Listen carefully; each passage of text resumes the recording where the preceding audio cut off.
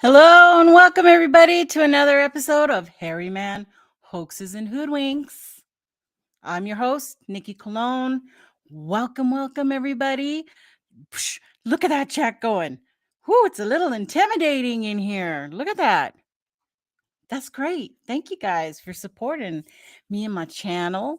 And we've got some good things coming up for you in the next couple of weeks. And today we're going to be doing the Dyer KULLS pre-show. We're going to talk about what could happen and what's going to go on and stuff like that. So without further... powers, activate! Ooh. What's up? Welcome, Brent, the tall ones. Hey, how's this going? I bring him out every now and then. He stays back there a long time. I do. But you throw me crumbs every now and then, so it's all good, So it's good. Yeah, it's all good. It's all good, Hollywood.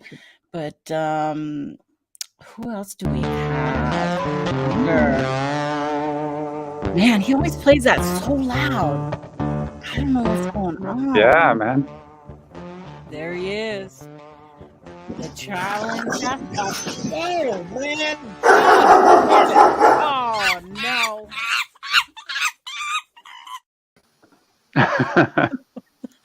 Hey, Joseph, how are you? Not one of my finer moments, but yeah, but it brings us in smiling every time. If it's good for a laugh, it's all right with me. Every time, buddy. Every time. Western New York Bigfoot, folks, in the house. What's up? And we have another guest. Ooh. Another one. He just showed up, and I don't know if he may have his own entrance.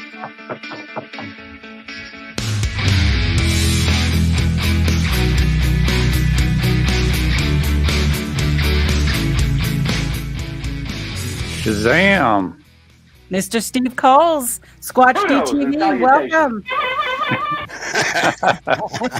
The detective's in the house, folks. What up? What's up with you and all your little gizmos? I want them. Working on it. Oh, boy. Slowly but surely, we're working on it. That's good. Let's look at the chat real quick and see that is just moving. You guys are moving. That's a good conversation tonight. Yeah, we're gonna have some good conversation. It's just tonight's just a light-hearted show. I didn't. It's not some major work out there. I mean, I did do my thing.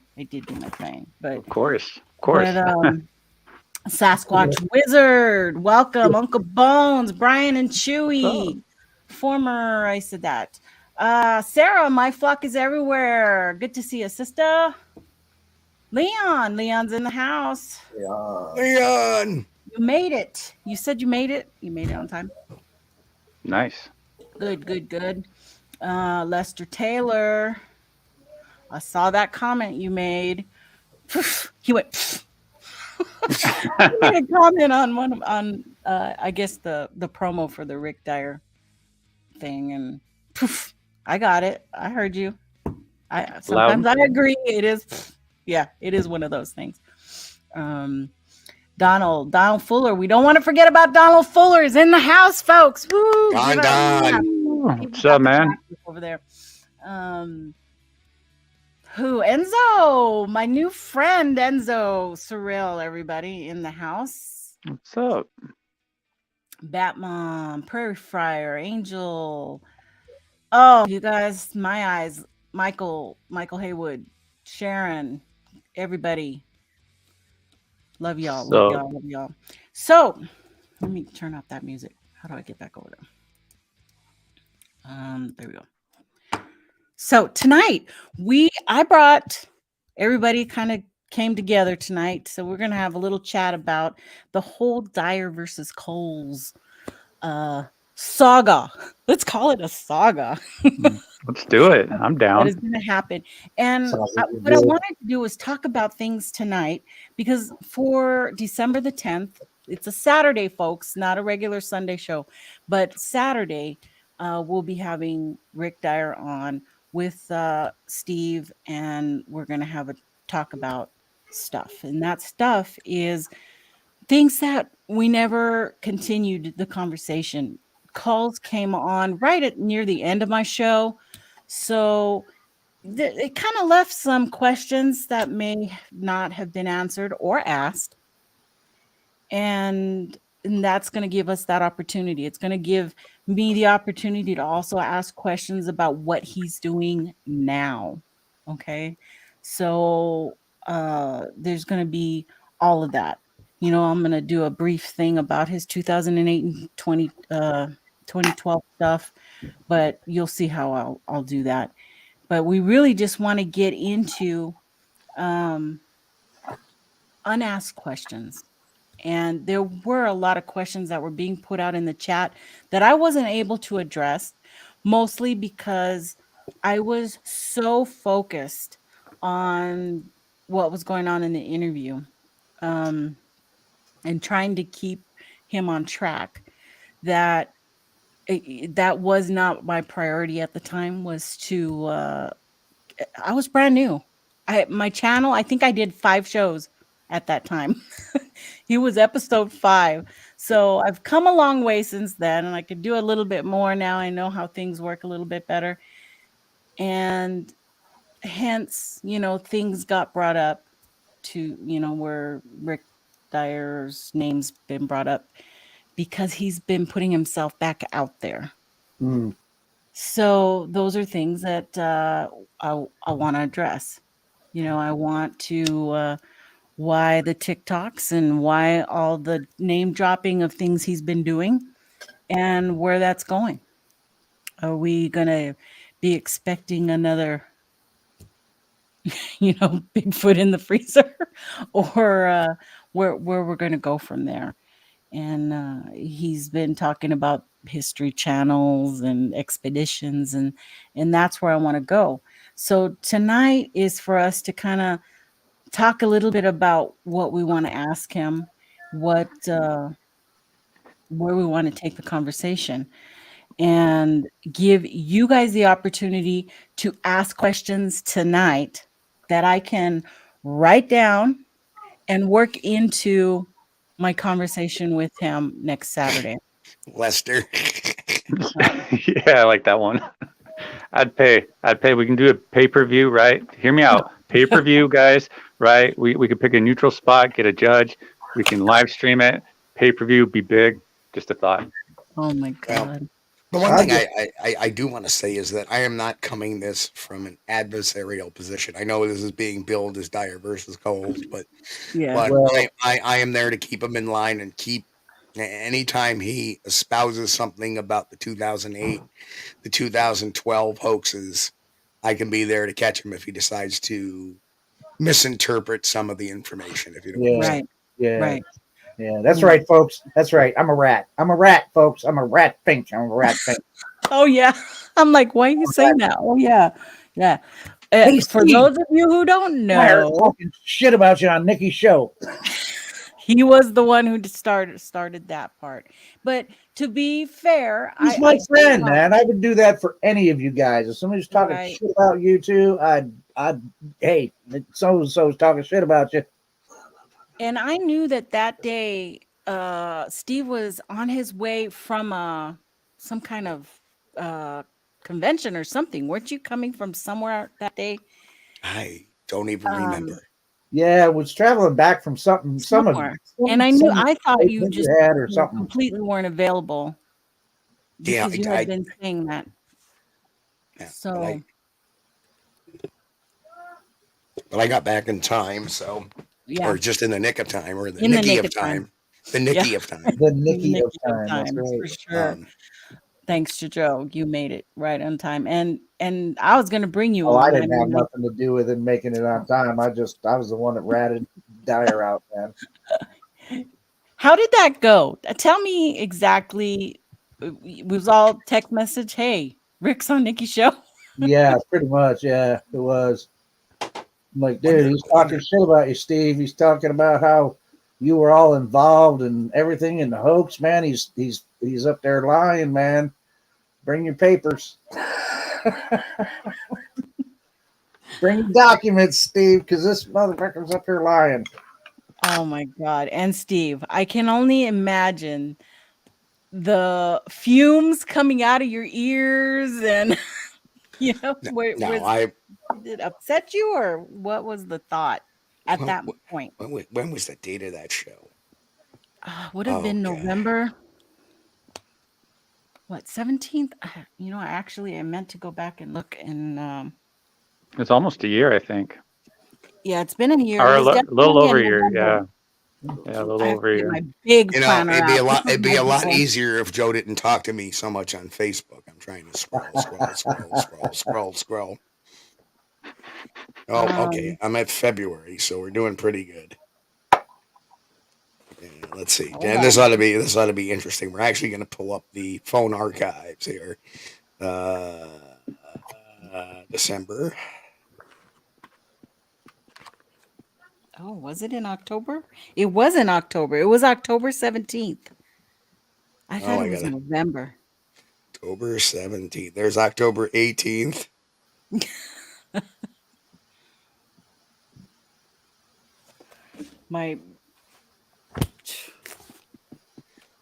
Oh, okay. So it started with a phone call or something. And then Joe writes to me, sorry, I just didn't message you. I thought it would be quicker to tell Mike and he could call you. I wasn't going to let him spout shit about you without you knowing. Cool. Pissed me off when he first said something. He backpedaled real quick from stating he knew you were involved to saying he heard or was told you were involved. Yeah, the lingo kind of changed. Yeah, of course. Changed. Yeah, of course. For sure. And you know, but he's known this since December of 2008. We had a long phone call, and that's when I started to put the pieces together of how Biscardi's involvement. Mm-hmm. And he certainly didn't believe I was in the hoax when I flew down to Georgia and met with him for a day and a half, where he took me to the spots where they, you know, picked up the body, where they exchanged the money, where they signed the contracts, where he bought the freezer and gave me the actual freezer receipt, which really is what sunk Biscardi. So, you know, and from that, and then eventually I got the police report, which filled in all the other details, which, you know, in actuality, Rick Dyer was more open about the hoax than Biscardi or any of the team ever was. And that tells you right there who's hiding. And of course, after my book came out, they came out with this propaganda book film called Anatomy of the Bigfoot Hoax. And I remember when the hoax first broke, thanks to me, you know, they wanted to cover it up, but I said, no, we're not covering this up with another hoax. This needs to be told. You know, Biscardi disappeared for like 9 days, 12 days, something like that. And then showed back up on his podcast when he had one. And it was such a sad sap show because I know how they set those things up. And what they did was they called around people, and they even called me and asked me if I would do it. And I'm like, F no. But they were like, well, can you just call in and give your support to Tom and, you know, say you're sorry it happened and thank him?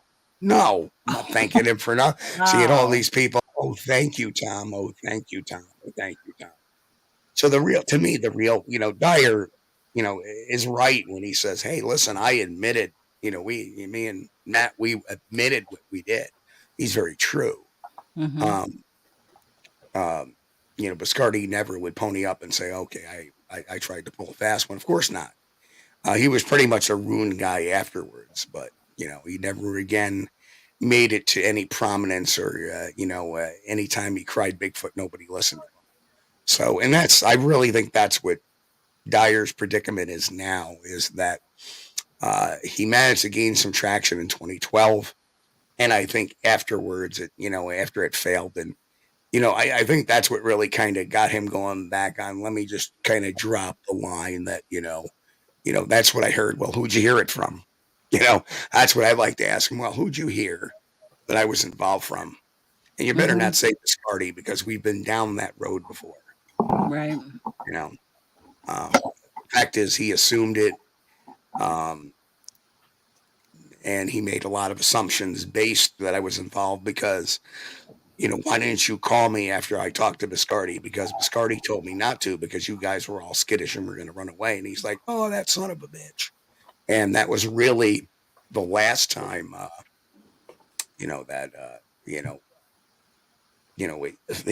was the only basis he had to say that I was involved was over that, because of my own staying away from the whole situation and kind of stepping back from it.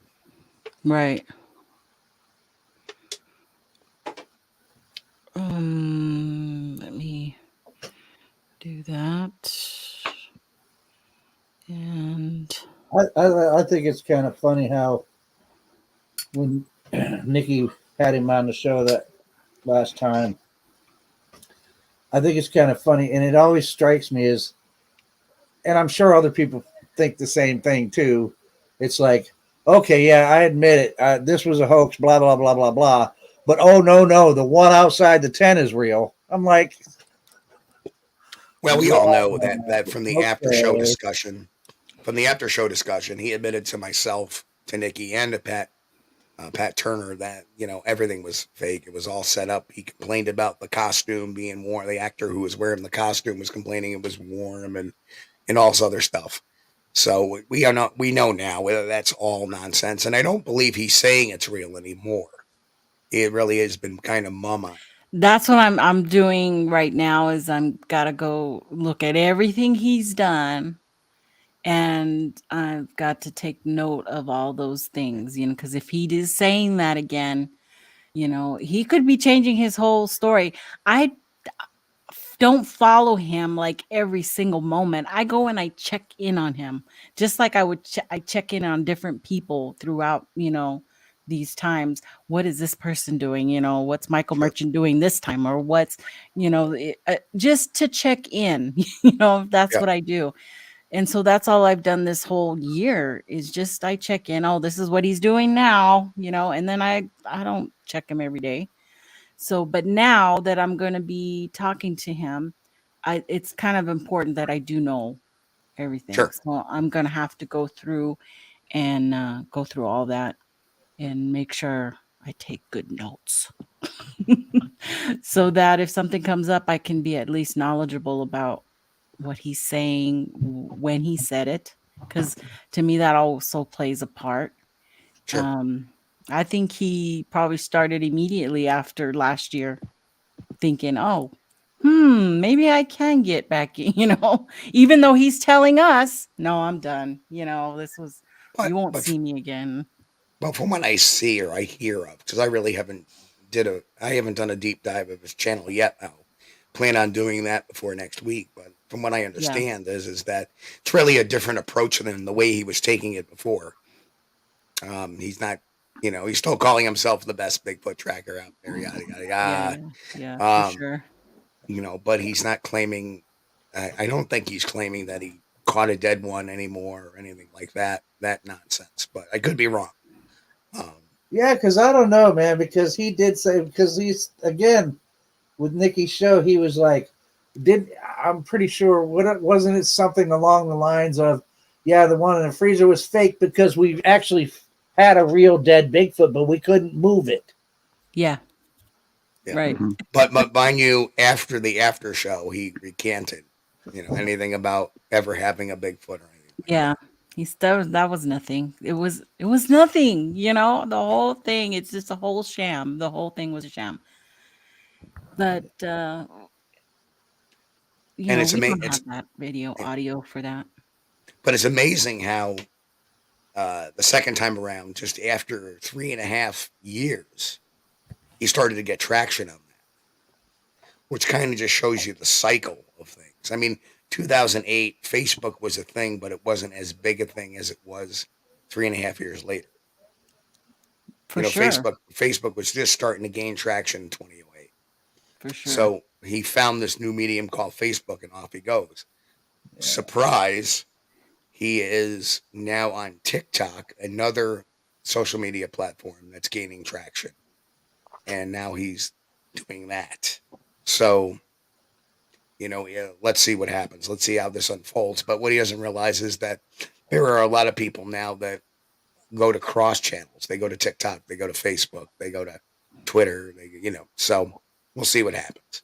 Yeah, I don't understand what his angle would be, because like everybody knows that he's a hoaxer, so I don't know what his angle would be coming back in. I mean, the only thing I can think of is that, well, he's coming back and he's going to hoax some more shit and hopefully try to hoodwink some more people, man. Well, that's going to be very successful, but that would be the standard operating procedure. Is pick a platform, hit it hard, and go. Right. The first time it was more or less YouTube. He was doing a lot of YouTube videos. Oh, we're the best. And that's how. So the first time was YouTube in actuality in 2008. So, yeah, be it what it may, that's usually the usual MO is start with YouTube. And when he started in YouTube in July of 2008, the beginning of July, they didn't say they had a dead Bigfoot or any of that nonsense. They were talking about how great they were and making fun of other people. And then they rolled into the captured one. Now in 2011, you have them rolling out on Facebook now, blah, blah, blah, blah, blah, blah, blah. And then boom, it was dropped. And so is this what's going to happen on TikTok? And you know what? That's a great question for him. So when's the Bigfoot body coming up out of TikTok? Or when's the next 10 video coming out of TikTok? Right. So right now he's just warming up the bodies. He's warming them up, getting them ready for something big. And that's why I really wanted to also ask him about this so-called expedition that's coming, and that he is requesting that people from TikTok reply to him, and he's going to take people from there, on this expedition, if it really is going to occur. So that's, another thing I want to definitely ask So about. is he creating a persona for TikTok as far as trying to monetize it in a way that some of these other characters monetize it, as far as Possibly. more, I have no for doubt clicks and that content? it is financially motivated. Yeah, I have no doubt about that. It might not be a hoax like his previous ones, just more of a social hoax of It sorts. could be, clickbait. It could be all just to get those numbers and views and try to make a dime out of it. But it's hard to say at this point. It's just it's his thing. That's his thing. The attention. He's a narcissist, of course. Mhm. Or could it be just an honest, attempt at just trying to point out the things wrong with the Bigfoot community at this point? Right. I don't know. And he has done that. He's doing that, folks. He is, really attacking the P&G for sure. He's right. Really doubled down on that one. Well, I mean, there's no way. I mean, he certainly is smart enough. I mean, I don't expect, and I'm not saying this meanly, man, but I don't take Rick Dyer as being a super genius or anything like that. But he is smart enough to know that, what, no matter what, another frozen Bigfoot in a freezer is just not going to work. Period. Mm-hmm. So now I know he has made comments about there are more gullible people in the Bigfoot community now than there has been in the past too. Well, there is some of that, I suppose. Yeah, there is some truth. And the bottom line is this: if Rick Dyer is ripping at the PG film, he's entitled to do that. Mm-hmm. I mean, there are pros and cons. He's entitled to do that, and he's not making up crazy facts about it. He's talking about Philip Morris. He's talking about Bob Hieronymus. He's actually doing some research on it. So kudos to him for having an opinion that's based on fact or based on what's been said or down the road, not necessarily fact. It's one side of the story. What are you going to do? He can't be the greatest Bigfoot hunter in the world if the Patterson-Gimlin film is real. That too. And that's a real good step off point. It's a real good step off point to get a lot of attention. Hey, this is fake. It's the holy grail of Bigfooters, and that's why I've kind of over the years I've kind of stood away from it a bit, because it may be the holy grail. It may be like the Sierra Sounds may be part of that whole all the the looked up to items, but it's always wise never to get invested in one piece of evidence, especially if it's not yours. Yeah, well, Rick also knows that it's really a polarizing film there, same way that the How to Hunt dude used the film or the narrative around it that MK created to really build a following for himself and a real allegiance to, and us versus them. So, I mean, it seems kind of similar to that, what Rick likes to do with some of the stuff he says. Yeah. Well, that's why I always say that, I keep saying it, man. People are putting too much onto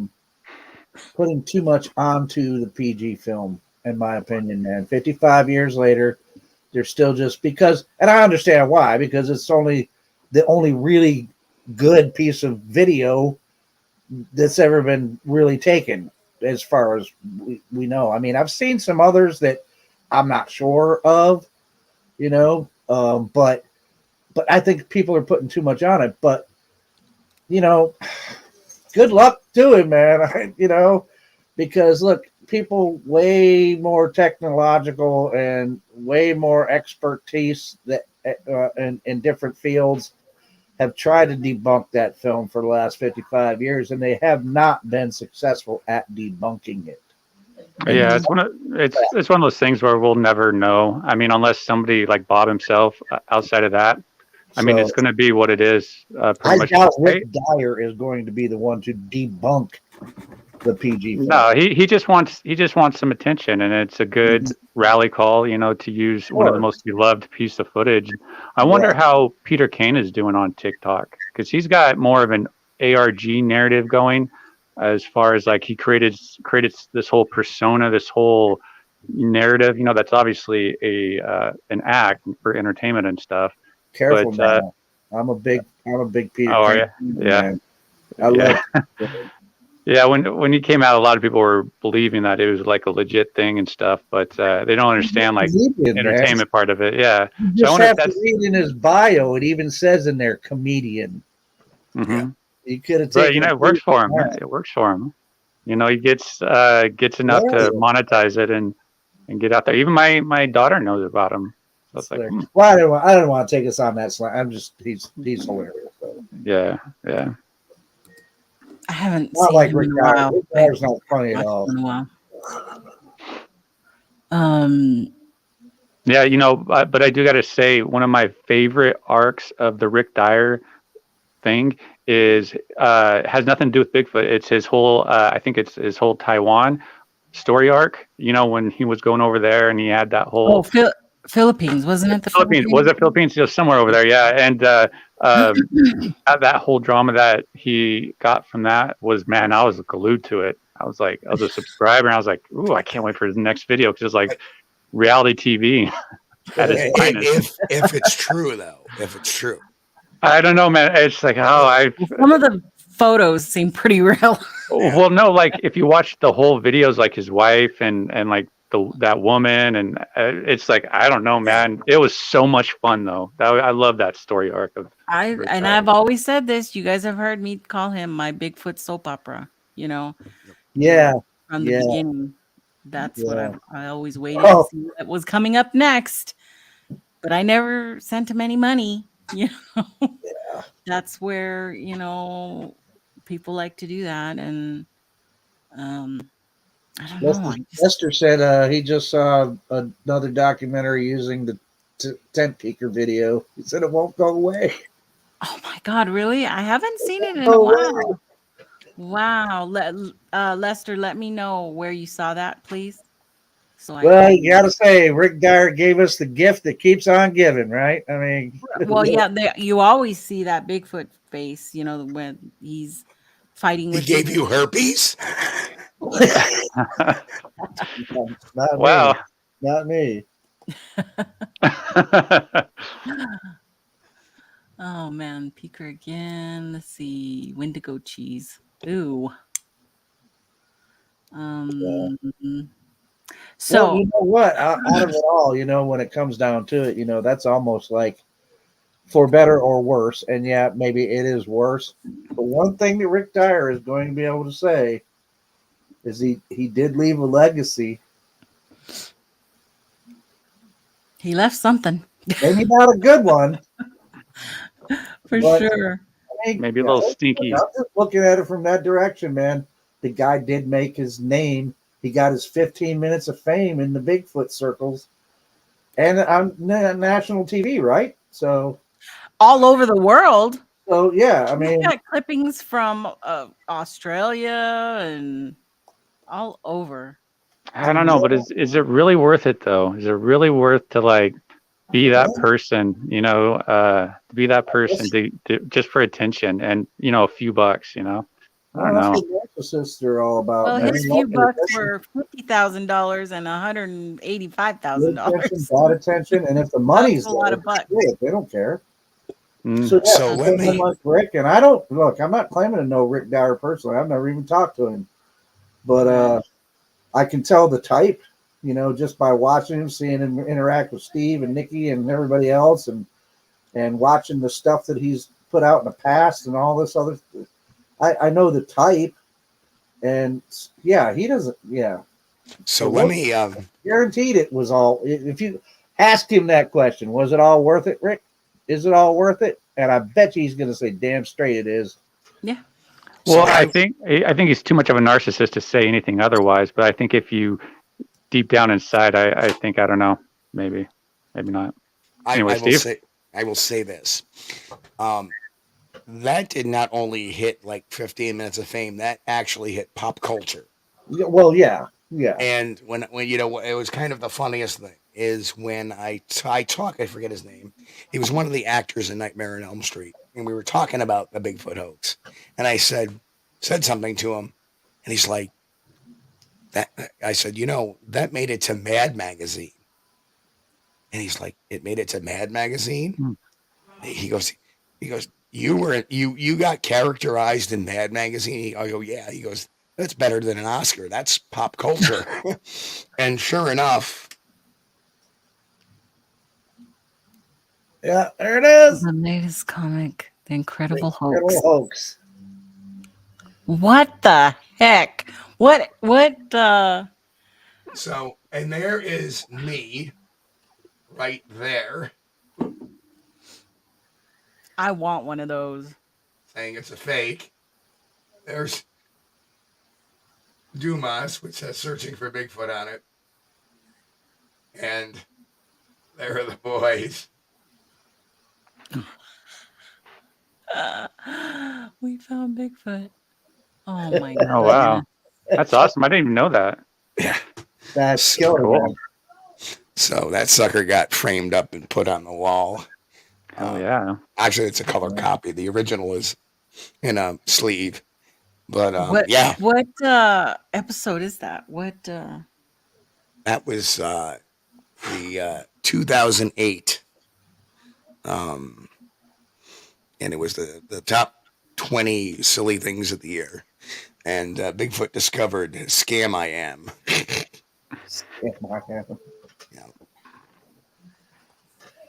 Yeah, man. Wow. Well, there you go. Wow. Like I said, for better or worse, say a lot of really tough stuff about the guy, but hey, I mean, I almost have to admire a certain part of it, man, even though I hate everything that he's done, but what can you say about it, man? I just love the whole thing, though. It's got me in the background pointing at it saying it's a fake. Yeah. Wow. I never heard of that before. Try to find one. Almost like making it on the cover of the Rolling Stones, man. Sure is. Yeah, they got an article where you're pictured in, like, all right. But yeah. What it is very, very simple. Is at least out of the three people depicted in there, they depicted me as the one calling it a fake, which was cool. It wasn't like I was fooled by it. It was like, that's a fake, because I went out there and I put my metal nose to the grindstone and we pulled it out. We proved it was fake, and then they wanted to cover it up, and I was like, we're not doing that. Right. So, what was I gonna see? Now I lost my train of thought with that Mad Magazine. Sorry. He's made claims of being on History Channel recently, and I found that. I'm not going to reveal it here, but you will have that to talk about as well. And I said the expedition. I said we're going to talk about TikTok stuff. And the other thing was your guys' questions. So if there was something, a lot of you watched the original. So if you have questions, now's the time. If you have a question that you want to ask him, put it in caps right now in the chat. I'll write them down and I'm going to work them into the whole interview at some point. I'll get it out there. Okay. And I got yours, Joe. Was it all worth it? Oh, that's an easy answer. I can answer that one. We can all answer that one. He's going to say, hell yeah, it was worth it. I made 50 grand off that first one. And then you don't want to know how much money I got off the second one. But the problem there is we really don't know. And I don't think it was as much as he thinks it is or says it is because he's never put a dollar figure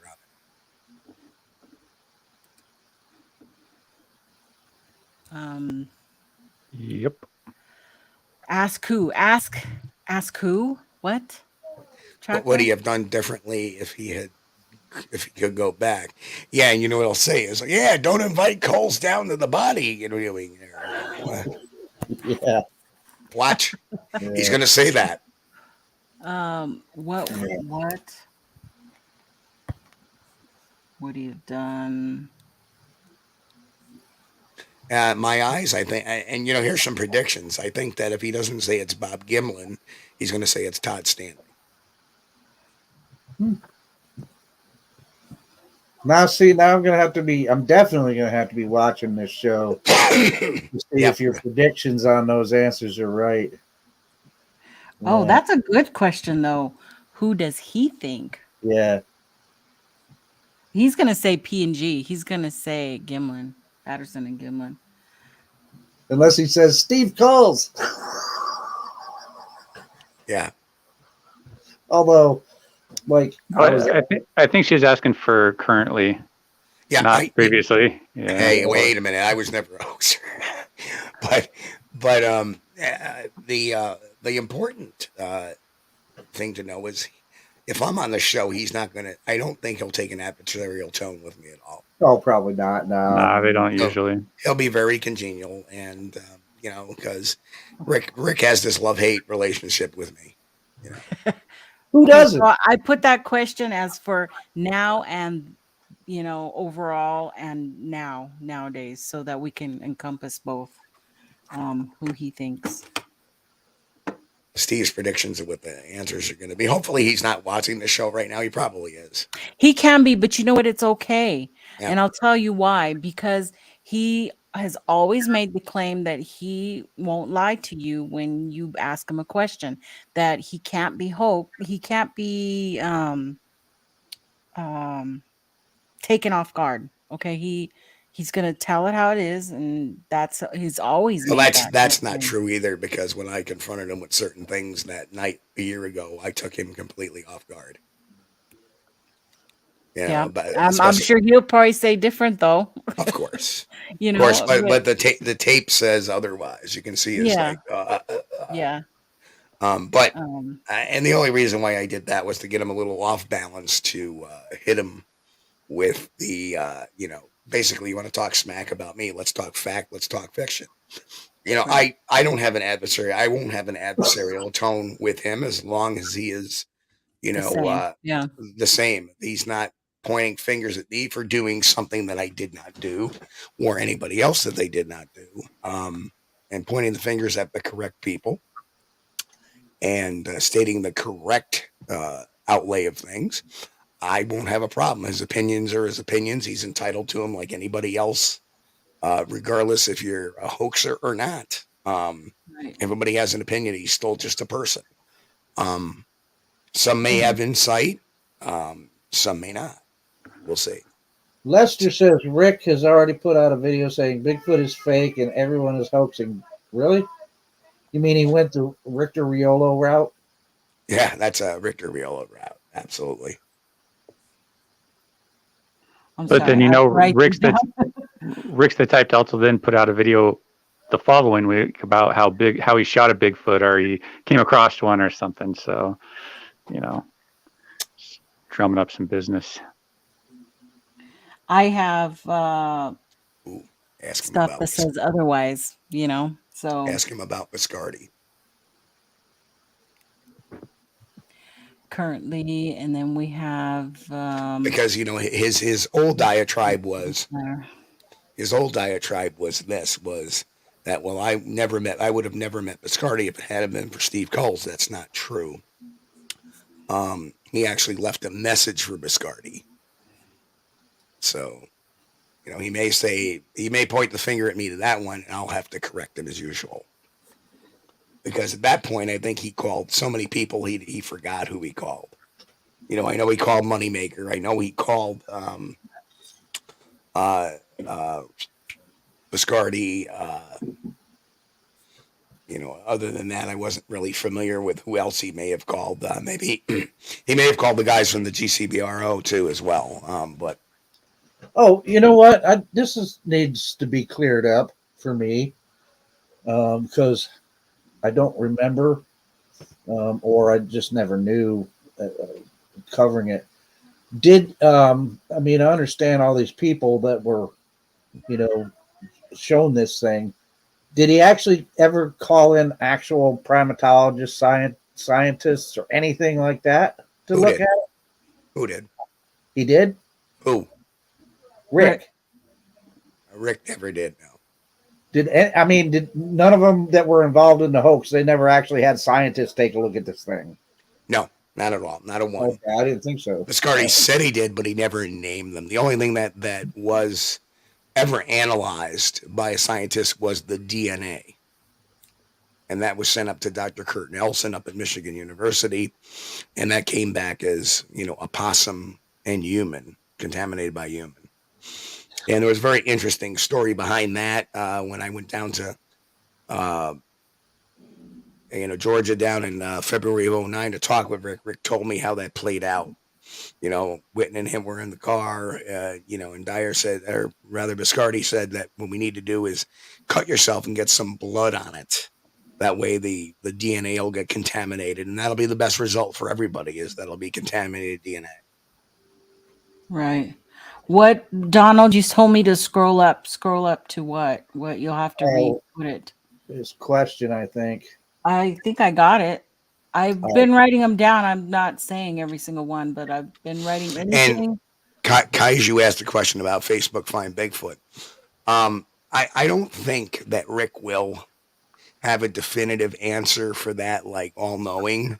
What I can say about Facebook Find Bigfoot is that they paid him a lot of money for the rifle that he allegedly shot it with. They actually bought it off him and paid 5 figures for that rifle. Wow. Facebook Find Bigfoot did? Yep. Wow. And that was by a couple of guys. I'm not going to name them out because it tends to get a particular person mad. Like Chris Noel.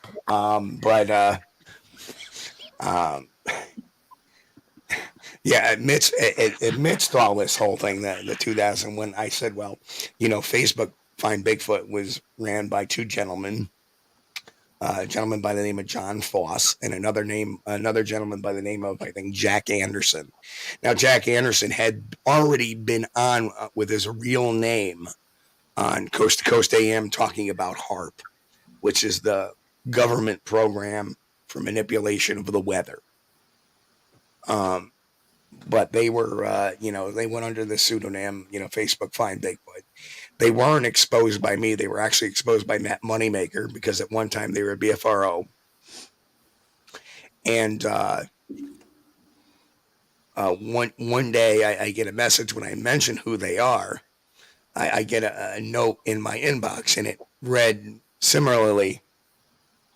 You need to take this post down and tell people that you were wrong. So I responded to Noel's PM, like, you want me to lie? Yes, for your immoral deed. So at that point, I'm like, okay, you're just as bad. And I like how the thing is BR. Well, first of all, it's the BFRO, not the BRFO. And it's not fake. It's a confederacy. It's comprised of a lot of independent investigators who all just get their reports through the reporting system, and they go out and they investigate. And it's been a good, I have access to the BFRO system because I helped a couple of episodes of Finding Bigfoot because they wanted some of my witnesses and whatnot. And it's a great source of information and getting reports and stuff like that. And it's up to the individual investigator to go out and do their thing. So it's based upon their skill sets. Yeah, there's actually some decent people in that BFRO group. John Wilk, from Squatchachusetts. Yeah. Stan Courtney, a great audio guy. If you've ever met a great audio guy, Stan Courtney is like one of the best. So yeah, there's a lot of good people. There's people that left too because, Matt Moneymaker rubs some people the wrong way. I get along with him, so you can't judge everybody on the guy who started the damn thing. Basically. Well, he actually co-started it with another gentleman. Well, yeah, I can't remember his name though. Fuller, Ron Fuller, I believe his name was. Yeah. No. Yeah.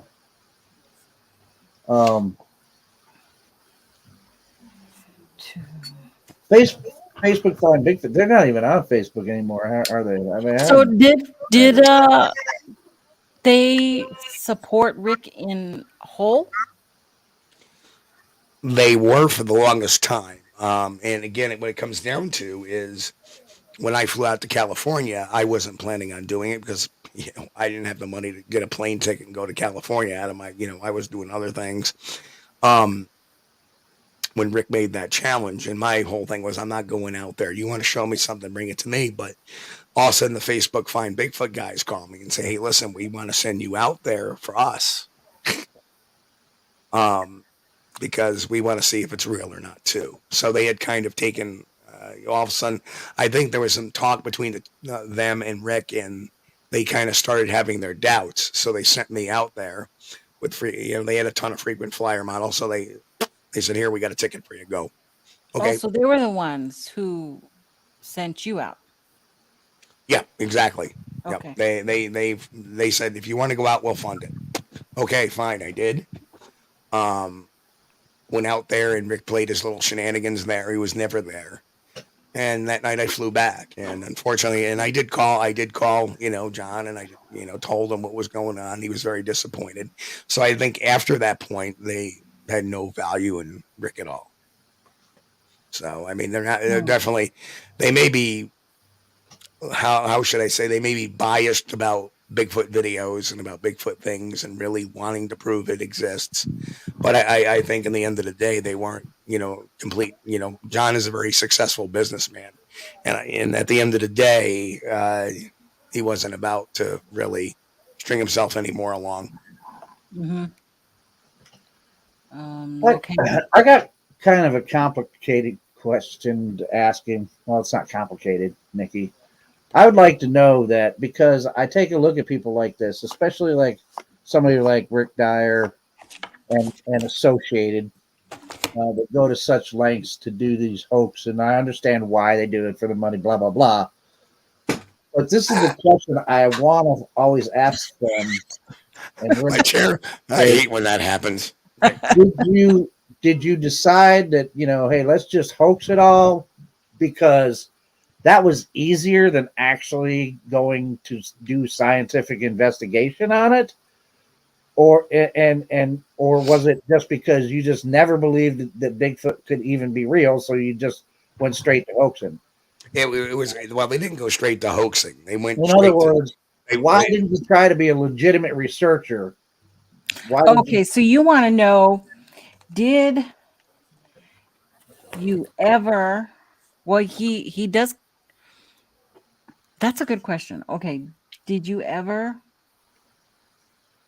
want to become a legitimate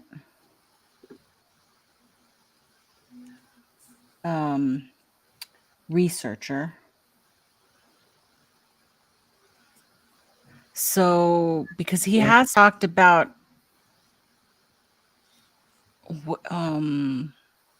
hasn't he? Didn't he talk about his first time?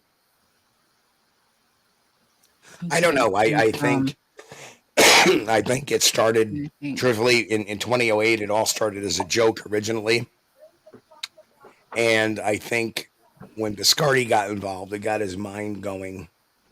How to make money. And then from there, after that, he was, hooked. He got 50 grand from the first one. I don't know how much of that money went to Witten or not. That was never broken up, but I can confirm it was $50,000 because out of the police report, I have the actual withdrawal slip of that $50,000.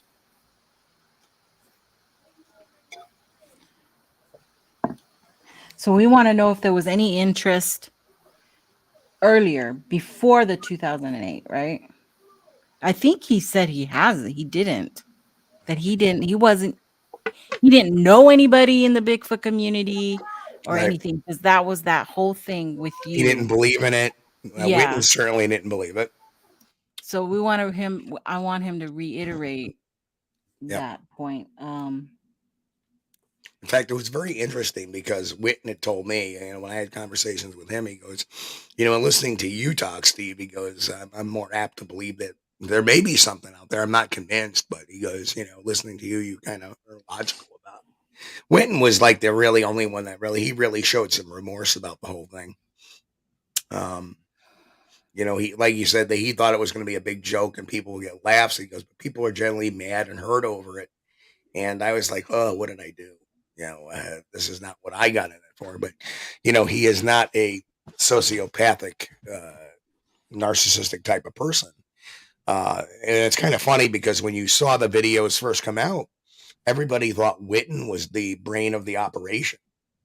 But in actuality, it was Dyer that was really behind the whole thing. And well, we know that he had even tried to get other people involved in hoaxing, like Tim Fasano, and who else did he contact?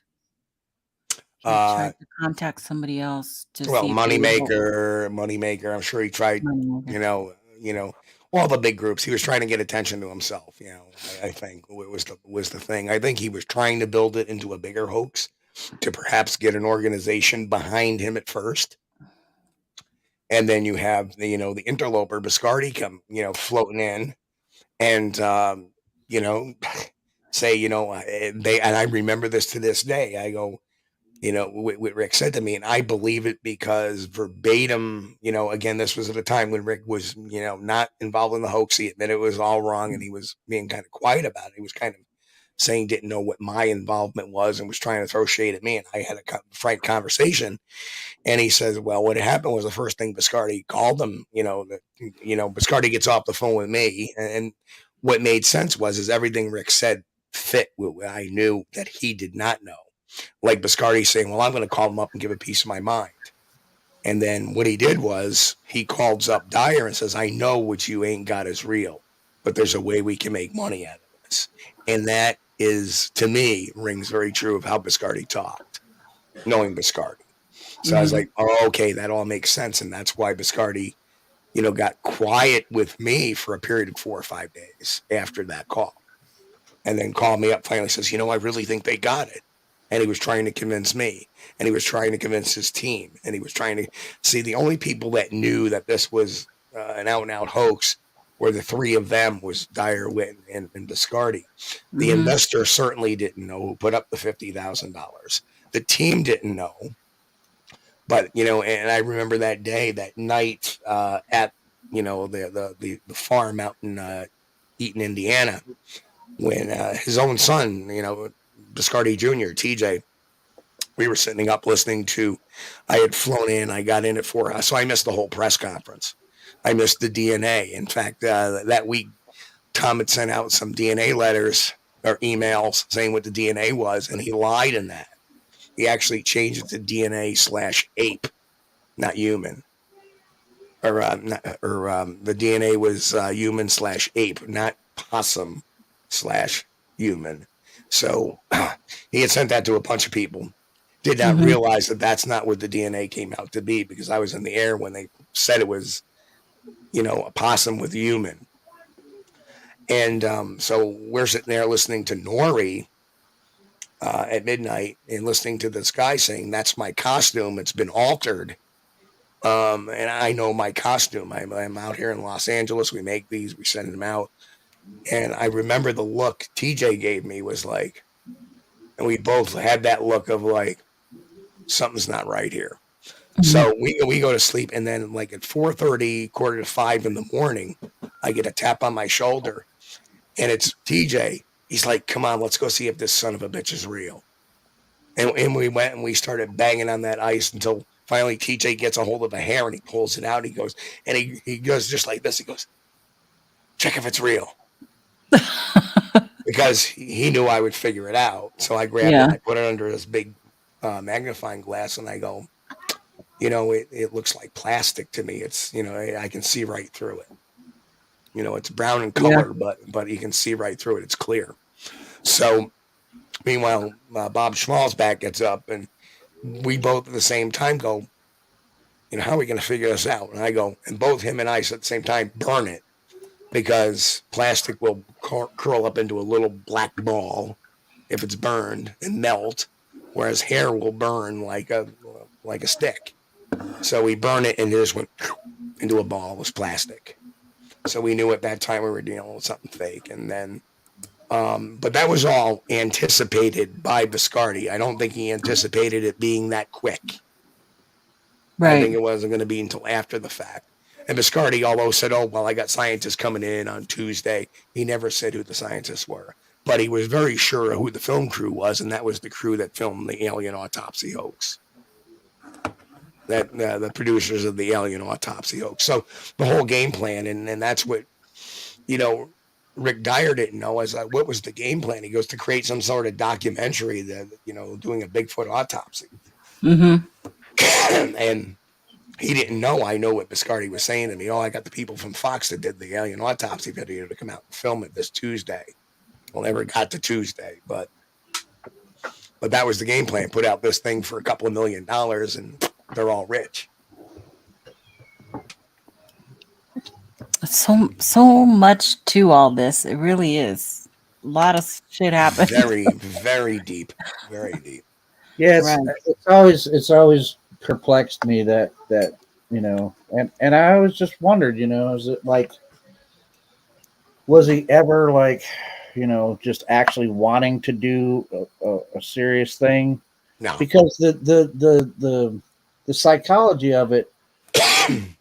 I'm not trying to like, toot my horn or anything, but never once in all the years, never once have I ever thought, geez, I just, I could hoax this stuff, man. And I just, the thought never even crossed my mind.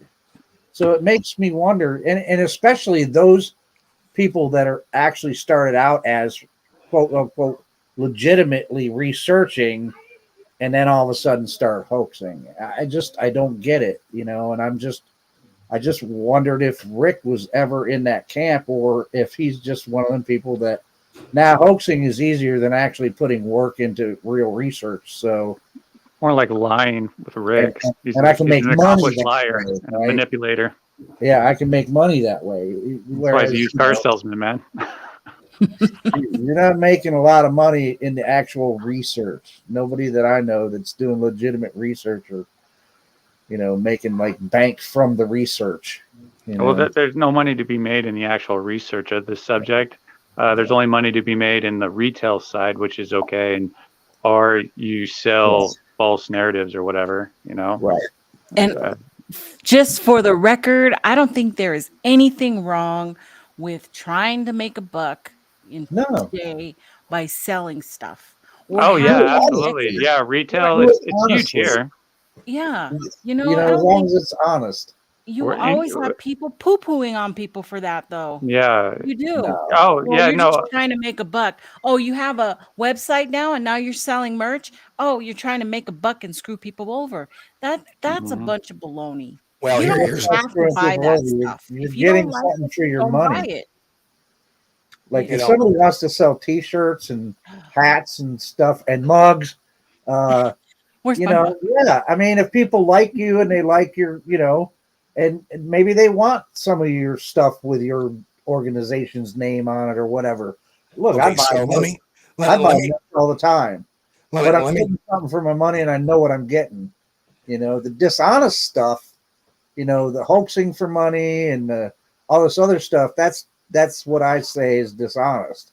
But And how many people do hoax for money? The number is very small. that's true. Most hoaxes are broke. It's mostly for attention Yeah. or something. Well, Yeah. like, yeah, and exactly. And unfortunately, you know, people like to say, "Oh, there's YouTube grifters," and like a person like Riolo, who is so tainted by his own resentment, sits there and call everybody on YouTube grifters. Well, number one, a grifter is a person who swindles people out of money and stuff. Okay, if you have a channel, it doesn't matter what you're putting out there. You're not swindling people out of anything. You're just getting ad revenue for people showing up and watching your product. Now, guess what? Are there channels out there that probably put fake stories out there? Sure. Right. But guess what? People aren't necessarily paying for the truth. They're paying to be entertained. And that's Pretty what much. they're putting out. And that's what they're putting out there. So, you know, you can't call them grifters technically because they're not swindling people. It's not like they're going out there and getting a buck out of somebody for nothing. You know, you can even argue the fact about Dyer not being a grifter and the second hoax because the people he took money in from, he was providing an exhibit that he claimed to be was a real Bigfoot. No different than the Minnesota Iceman. Let's go back to that. So, Yeah, Right. I'd say RMSO is more of a sellout than a grifter. Well, I don't know, maybe a grifter, but He's sure not is a sellout now. He's not telling our RMSO is not telling you known facts about the videos he's putting out, though. He's just clickbait. putting He's them all out about there for clickbait. That's what's kind of upsetting is that, yeah, he's got a lot of, you know, good channel and a good following and blah, blah, blah. But there's so much more to the story, you know, the rest of the story. That's what he's dropping off. And he's just letting people, you know, think whatever they want. Yeah. I mean, he has been posting over and over. He's monetized it, and that's why you got to really kind of be careful about the people who has monetized themselves in this subject. You know, even these conferences, I'm starting to wonder about because they now pay like, you know, I heard Jeff Meldrum getting paid a couple of grand per conference to go show up and stuff, and it's like, you know, we got somebody in the back, but I got to do this the right way, you know.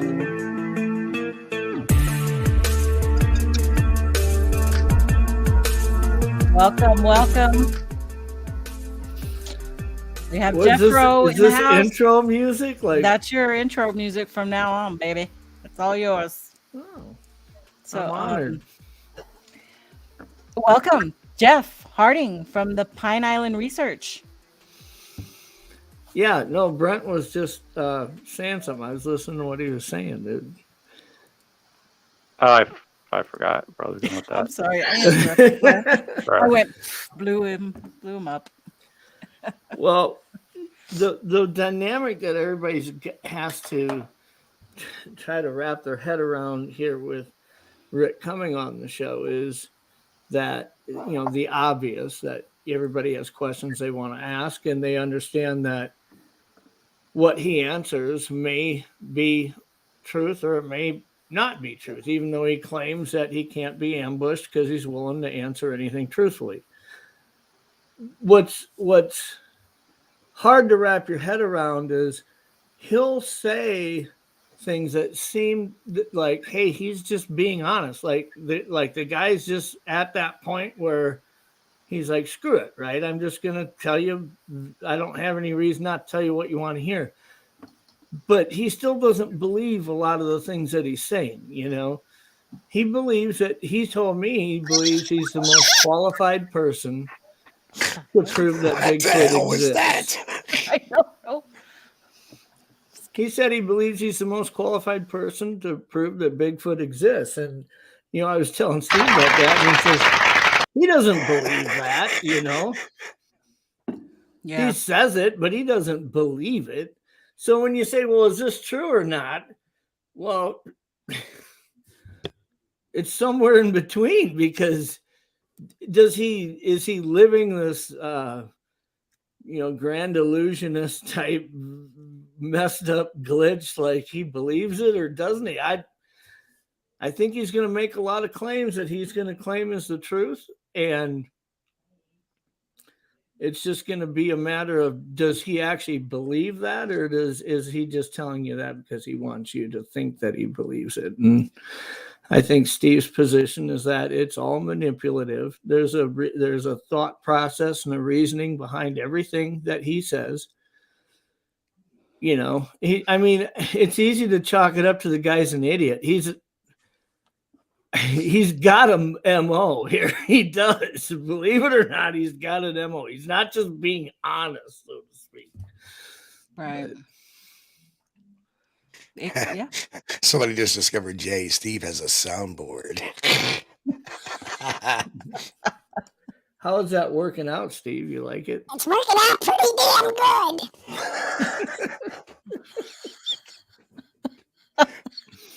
I love it. I can't wait to get one. I can't wait. This is your life. Oh. I can make my voice sound a little bit deeper too. Yeah.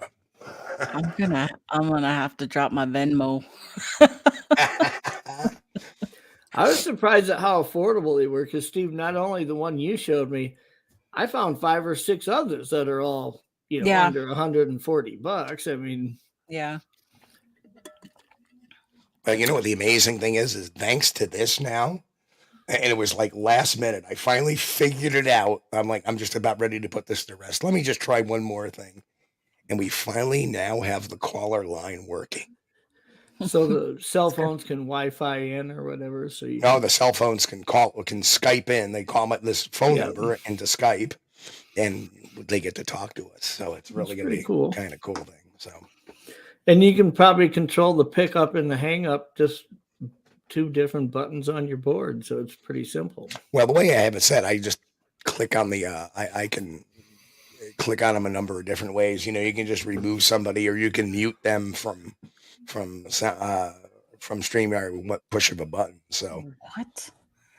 What are you saying? Speaker make a ton of money. A couple thousand in peanuts compared to some. I saw Henry kissing Eric in college. He made $150,000 that night alone.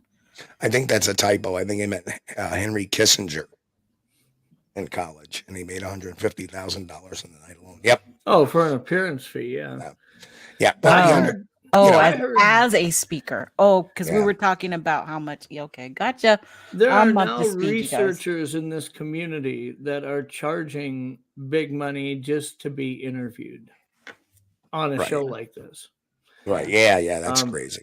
Dave Scott was talking about it on Spaced Out Radio. He was talking to somebody's publicist about getting them on, and they said, yeah, it was $600 or $800 to do a 1-hour interview. He said, you want me to pay you $800 to promote you and your show and your merchandise, help keep you relevant? You want to charge me to do that? But I'll tell you what, Dr. Meldrum doesn't charge to come on a podcast. You ask him, he'll come on. Yeah. So, and really, we're talking. Really, and if anybody was going to charge, let's be honest. I mean, Meldrum is on staff. He's still a professor. This time of year, he's pretty busy for 50 hours a week outside of the Bigfoot community, and he's still finding time to do these interviews. And that's to be commended, I think. Mark asked a good question. You want to throw that up there? Mark? Wonder what he earned from the History Channel. Oh. And my guess would be, you know, I've worked extensively with the History Channel a couple of times and Nat Geo and all of that. And if it was just a fly by night where they're going to see him, you know, at the very most, they may offer him a few $100s. Nothing exorbitant. Well, they didn't need him to do the hit piece on him. I mean, they could have, you know, had Meldrum and all those other guys that were on there speak about what their thoughts were on his actions and his claims, but they didn't need Dyer to do that episode. They could have just said, "This is what he's guilty of. This is what he's done." You know, but it's always so much fun to get the person on. Oh yeah, but I mean, the way history properly presented is, we're going to do this about you or not. Either way, whether you're in it or not. Right. Do you want $1,000 or don't you? You know, and I doubt it was even that much. Usually no, those little segments, they don't have much of a budget, especially if they're piling on different segments.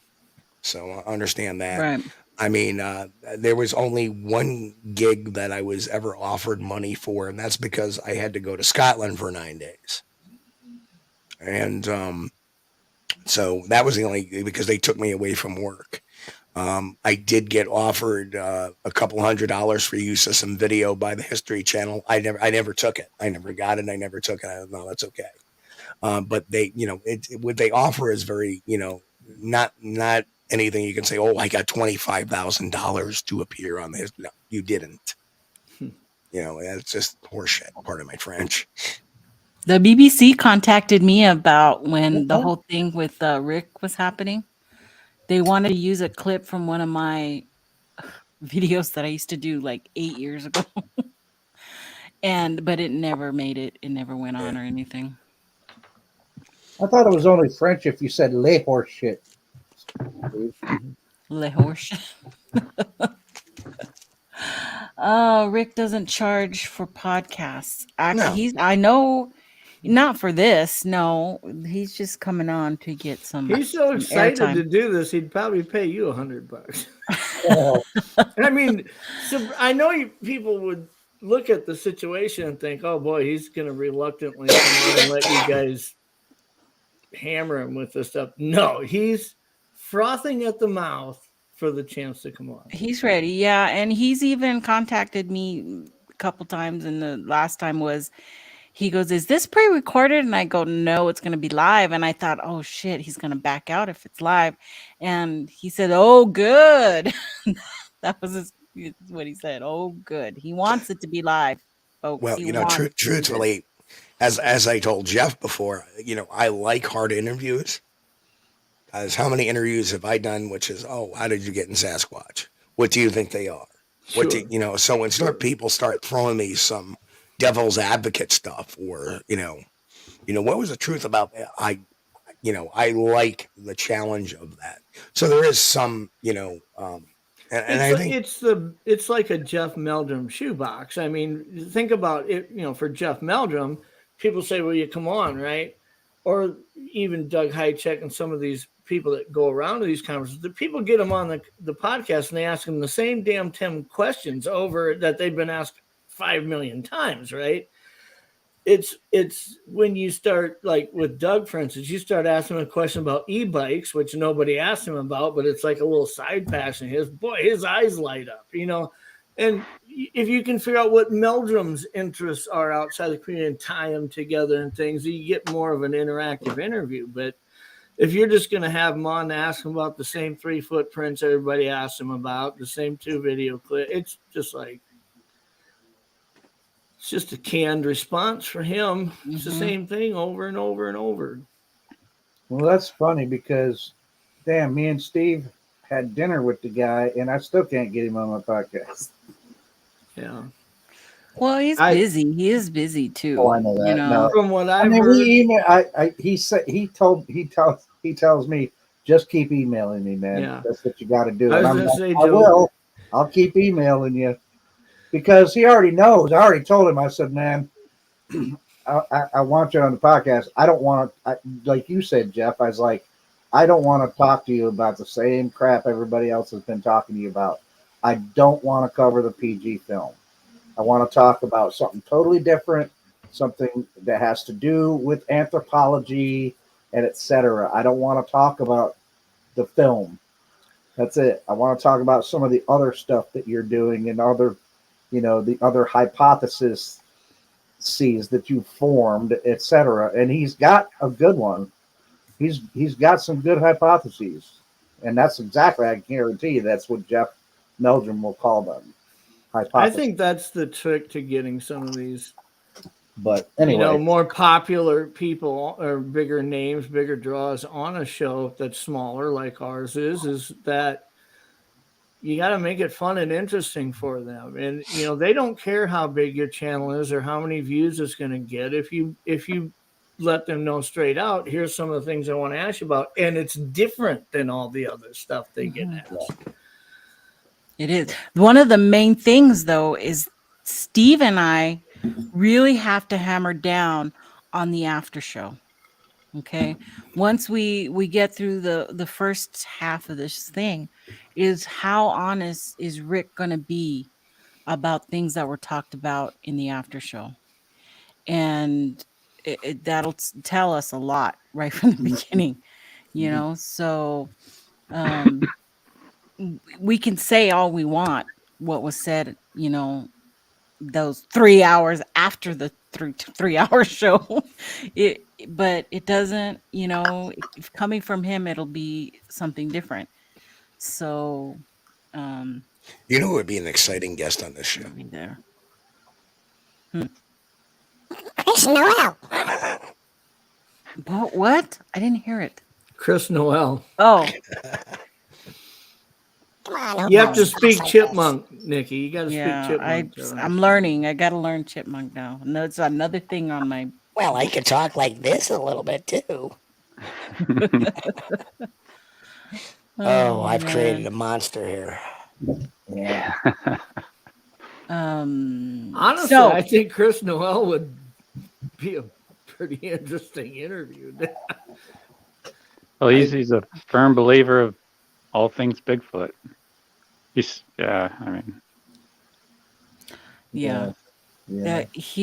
wouldn't be on, because right away I would say porcupine. Right away I would, and I wouldn't even have to really say it. I would just have to do this.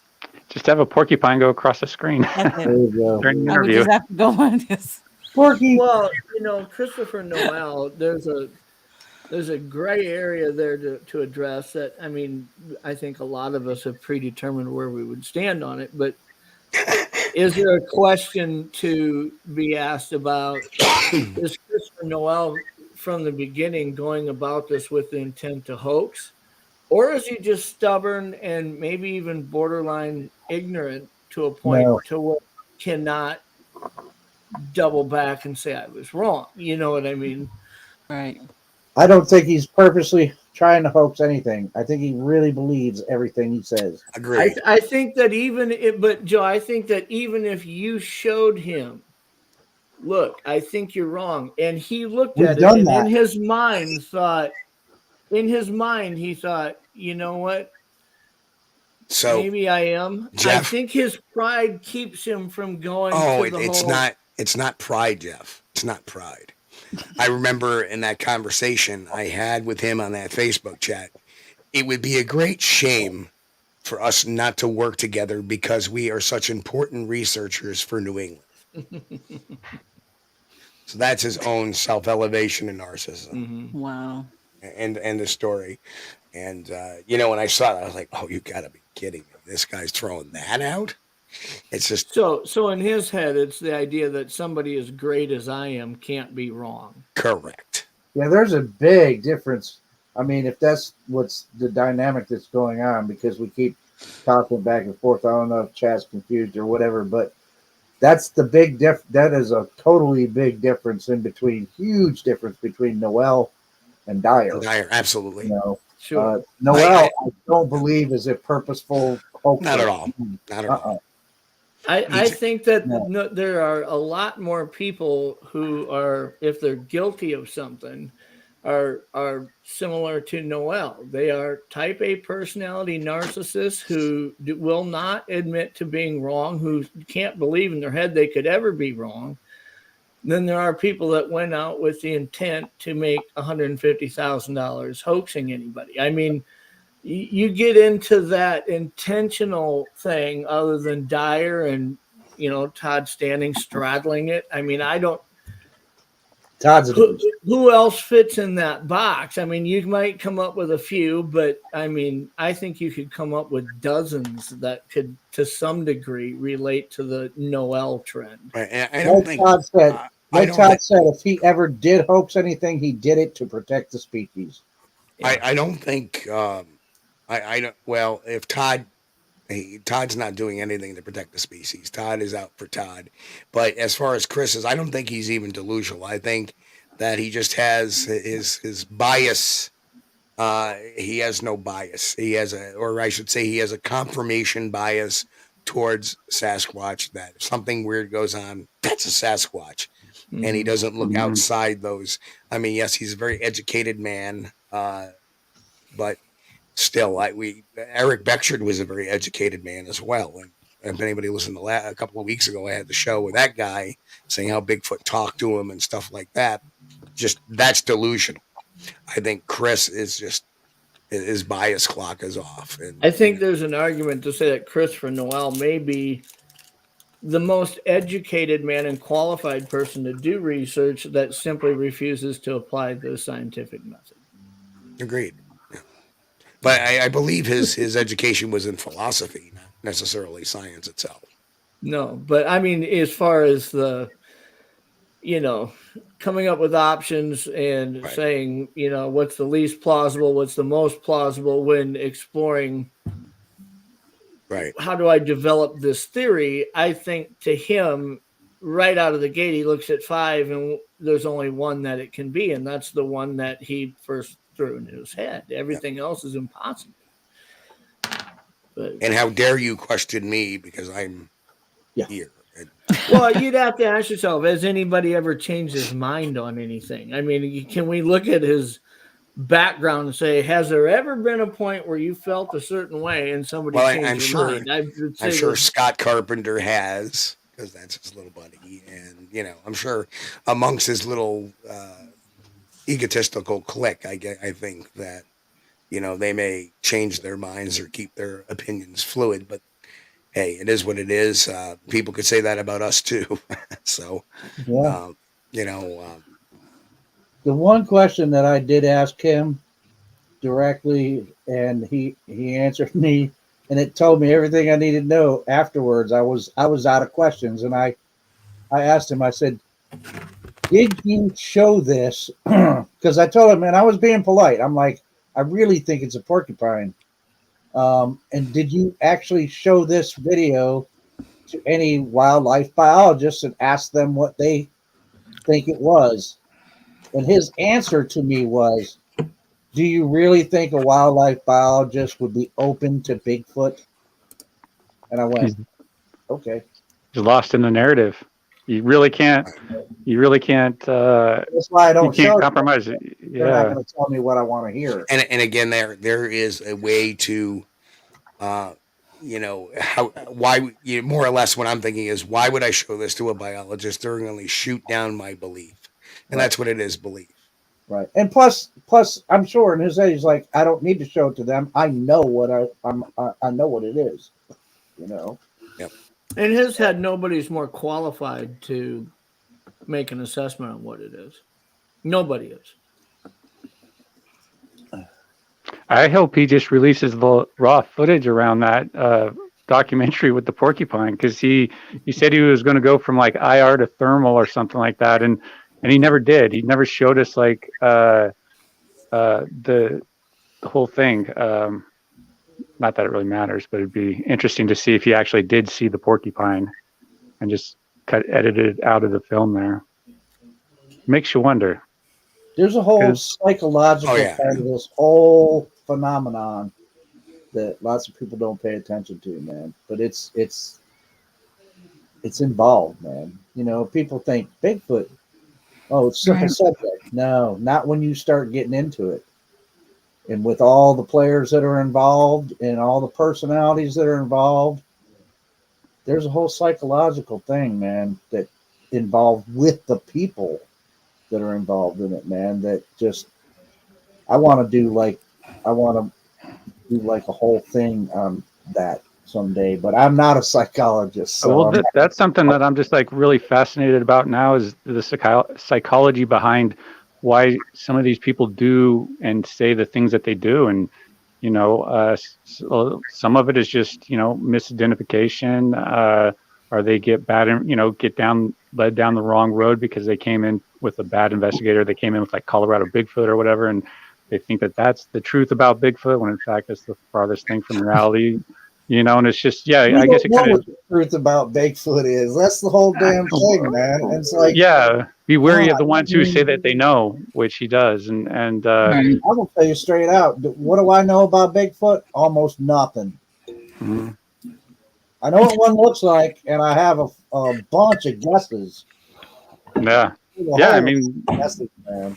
Nobody really knows, but everybody has their own ideas of everything involving Bigfoot. I mean, you've got the boots on the ground guys. You know, you're out there, you're working for it. You notice things, you're taking note of things, and then you have people like me who aren't out there and who I'm just trying to make sense out of the whole mess. Let's not forget that it's kind of strange we brought up Chris Noel in this whole thing. In 2012, Chris Noel wrote a book about the importance of Dyer's Bigfoot body. Oh, really? Yeah, it's now off the market, but he was firmly in belief because the Facebook Find Bigfoot guys were his buddies, and he was out there spewing, "Oh, Rick Dyer got a Bigfoot. Rick Dyer got a Bigfoot." Came out with a book. I forget what the name of it was, but it said something about, there's Nikki going on her pad. That didn't age well. So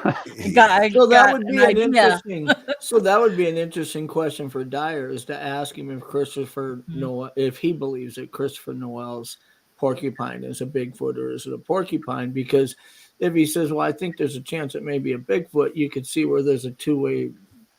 You know what? Let me do the prediction on that one.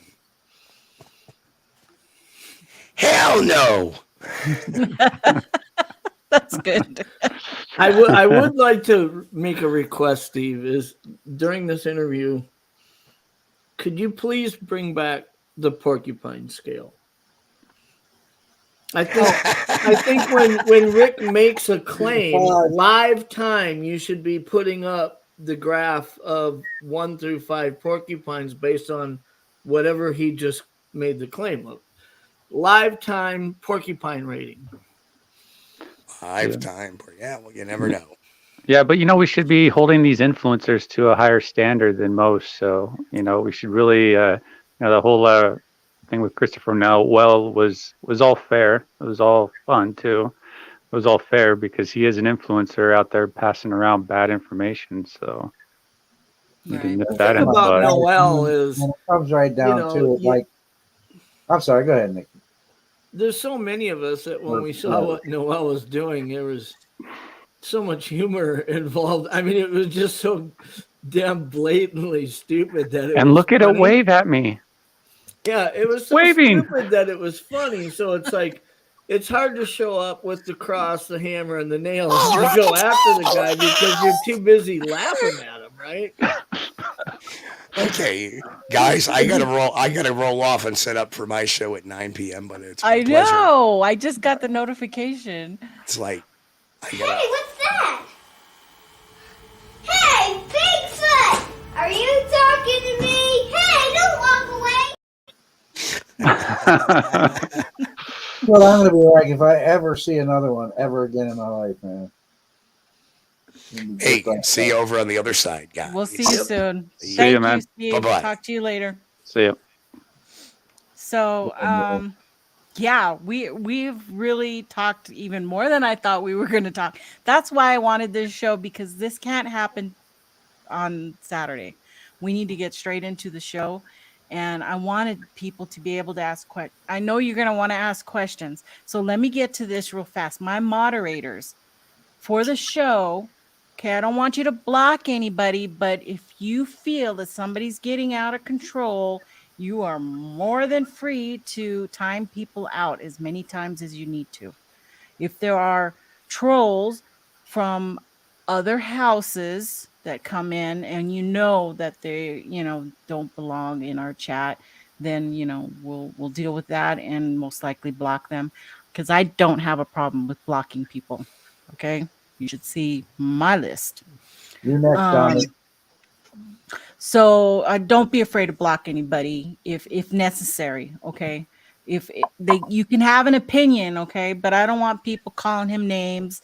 I asked Jeff asked him to come onto the show, and then I got involved. It happened. Okay, so he's a guest, so we're gonna show him a little bit of courtesy in that respect.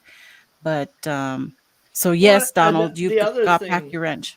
The other thing, Nikki, is that there's no doubt that his replies are going to incense people. They're going to, some people are going to feel that they're designed to be insightful. Emotionally, it's hard to hear him say some of the things he says without wanting to go to that same level of, ignorance, I guess, is how some people would perceive it. But really, I think there's something to be said to let it play out and, watch the show, take it in. I think that despite the fact that he will likely come on and say a lot of things that are insightful and say most of what he says maybe seems self-serving and untruthful, even though he claims they are truthful. There's something to be learned here. To what degree is somebody capable to go to be manipulative to, these things? I think that there is if there's anything that our community needs to get better at, and Brent's probably the first one to agree with this, is being able to identify, being able to be that healthy skeptic, to employ that level of common sense, because we see it every day in these large Facebook groups where people just flat out aren't. They just aren't. They're subscribing to anything that rolls along. And right. There's a lot to be learned from this. No matter how much he pisses you off or you want to scream at him. Yeah, there is. And that's why, how the whole thing came about. There's questions. There's always been questions for him. And hopefully we can get more of those answered. And I'm better at it now. And, Steve is going to be there from the beginning, which is also a whole different dynamic to this whole next show. But great conversation. Yay. We got a lot of things covered. And I'm going to be working all that up my next for Saturday. Saturday, folks. Saturday. Okay. He wanted to do it on Saturday, and I'm going to oblige him because then we're going to have the Aftermath show on Sunday. Did you see what I did there? Yeah. It's great. But hey, I have a quick question. Is anybody having a birthday today? Do we have any birthdays in the house at all? Just curious. Anybody with birthday? Sound out, people, if you got a birthday. Because our next segment is coming up. We are, you know what? We got so into this so fast, I didn't even share my slides. I did all of that and I didn't even bring up all this damn work. Well, damn it, it's coming. It's gonna come. Did I do it? Is it working? What's happening? Rules and regulations. Hello. Yeah. Do you like? Is it coming? This interview is sanctioned by the International Boxing Commission. Yeah. So, okay, there it is. Wait, we had a serious delay because I'm watching the other version over here. So anyway, that's what all the stuff we just now talked about and we went over. But it is time for the Dolo. And see, I didn't have anything properly done. We had such a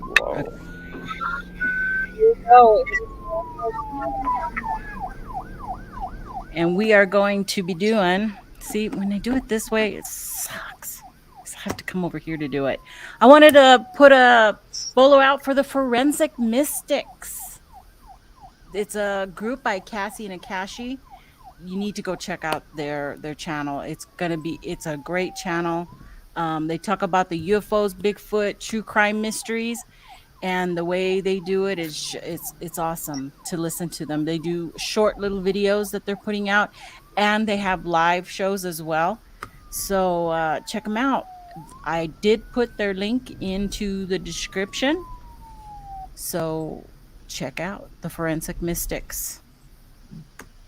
Also, another plug for Alaskan Coastal Sasquatch, Alex Petikoff's new docuseries. He's putting out part 2 on Christmas Day. So we have that to look forward to.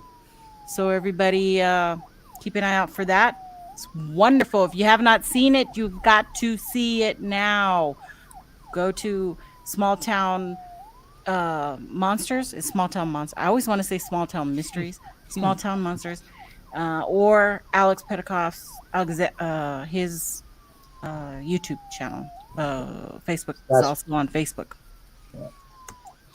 And another call out for Tate Hieronymus' Search for Sabe. He's got episode 1 Iowa, 2 Bluff Creek, and 3 Bumping Lake out already. And the 4th you said was what again? Brent? Oh, it's Idaho.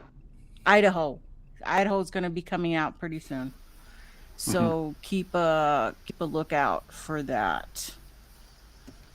For sure. Let me go. I think he said the 7th. Oh, the 7th? Yeah, I think that's When's what it was. the 7th? In 3 days? 3 more days? Yeah, somewhere around there, yeah. You have that to look forward to, everybody. Show me what you got.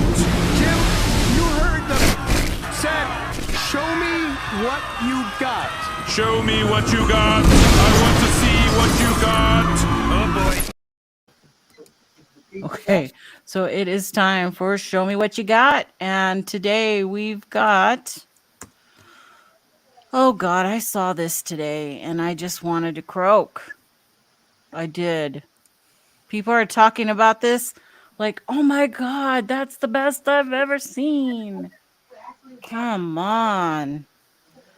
Clearly, to me, it looks like a screen capture from the CGI reenactment from Finding Bigfoot.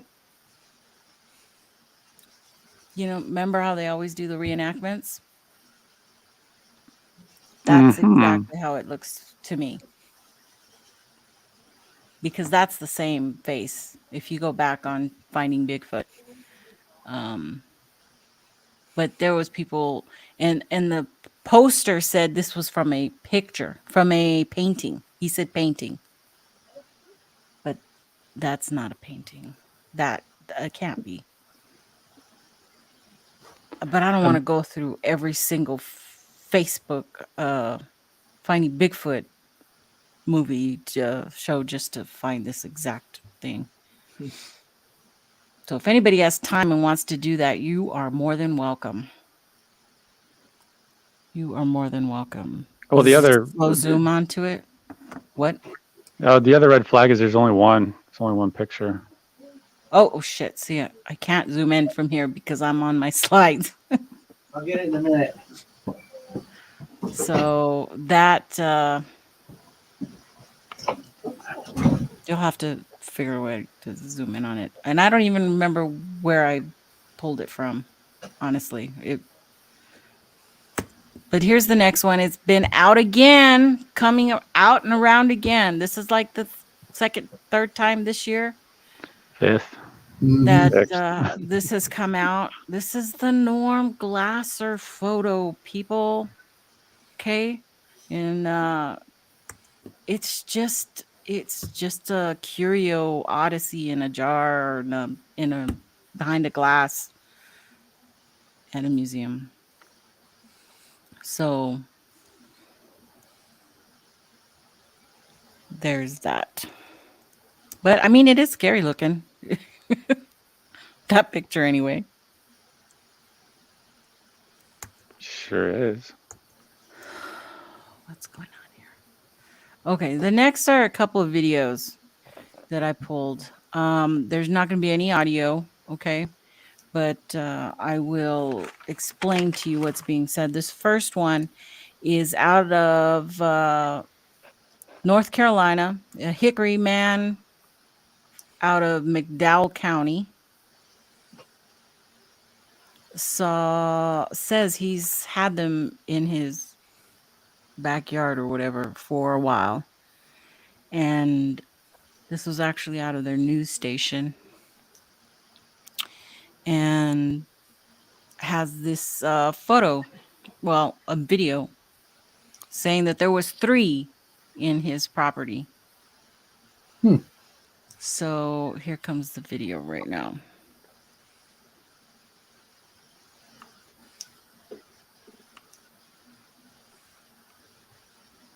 Look. Yeah. There he goes. Yeah, the Teague, you're right. The Teague man. Doug Teague. But it's also showing its head out there. Like it's brand new. People are putting different dates and saying it's new, but this is kind of fairly older. I don't know the date of it, though. The actual date. The first date. Is there a certain degree of delegitimacy, so to speak, when you refer to yourself as like Hickory Man, or you know what I mean? I mean, when people don't call you by your birth name, even on a news interview, right? They call them Hickory Man. Mm-hmm.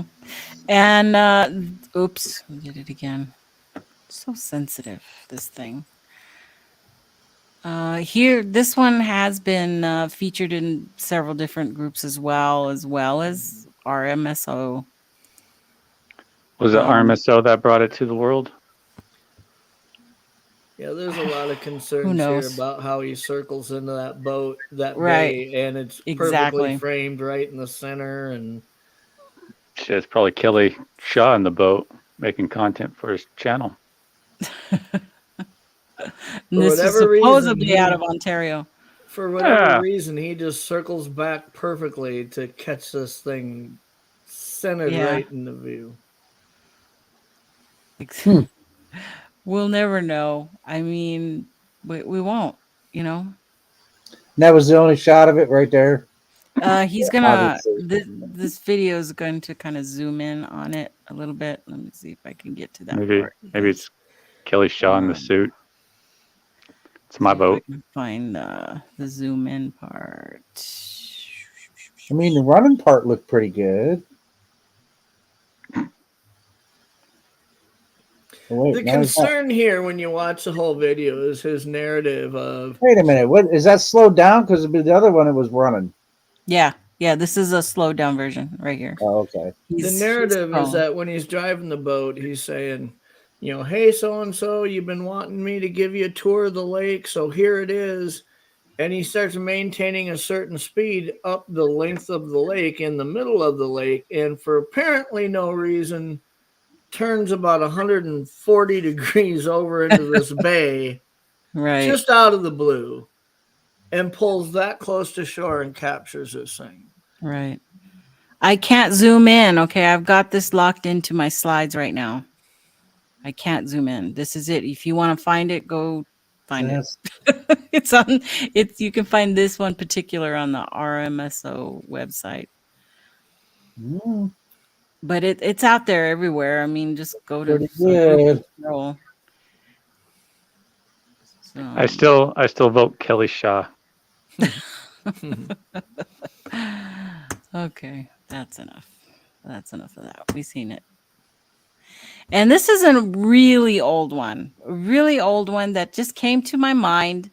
and I wanted to know everybody's feelings about it. What? Yep, this is one, Nikki. It's fake. Okay. It's called Boy Films Bigfoot in His Backyard, and I couldn't find it. I couldn't find it anywhere, but Bigfoot Tony still had his version of his breakdown on it, and so we're gonna. Oh crap! The one thing I would like to see these people that are putting out these videos like that one we just watched and etc. Mm-hmm. If that's supposed to be, if that's really a Bigfoot, and you've really filmed a Bigfoot, I'd like these people to let these videos withstand the kind of barrage that the PG film has withstood over 55 years. Right. Put it up. If that's real, let people pull it apart. Just So yeah. I want you guys to hear this one, but only the part when he allows. Okay. added text to the inaudible voices. I don't know where it starts though. Why is it not going now? There we go. Go. You can see it walking down. Mm-hmm. But the little kid in it is so cute. I just have Bigfoot. We got him on camera. We got him. Hey, Bigfoot! Woo!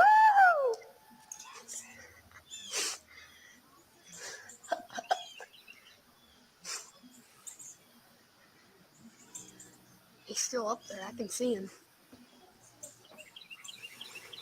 Okay, I guess I'm going through right now. No. We're good.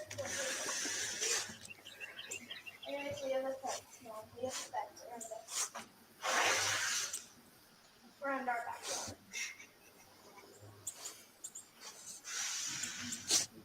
It's okay, Dix. The dog. Mm-hmm. The dog's reacting. Bigfoot! Scare him away. You shouldn't scare him away. He's got his mom, so. But then you don't want him to go too close to you. Hey, he's gonna come back down, Mom. I bet it. Okay, we'll start filming when we see him again. All right. Mom's So- like, you shouldn't have scared him away. You should have let him walk right up to us here and sit down. I think it's interesting. Now, there's only two options. It's either a member of his family who's joshing him and has a suit and been doing that hoaxing, the kid playing a joke, or it's a real Bigfoot. It's one of the two because it's definitely something, looking like a Bigfoot. Doesn't the kid? I mean, it seems like authentic reactions from the mom, right, and from the other, Right. like they're a little bit like but the kid seems like almost too comfortable with this, like he has seen somebody hoax him before. You know what I mean? Like I've seen Uncle John walk by before. You know what I mean? Uh-huh. He doesn't seem like whoa. Well, to me, it seemed more genuine because he was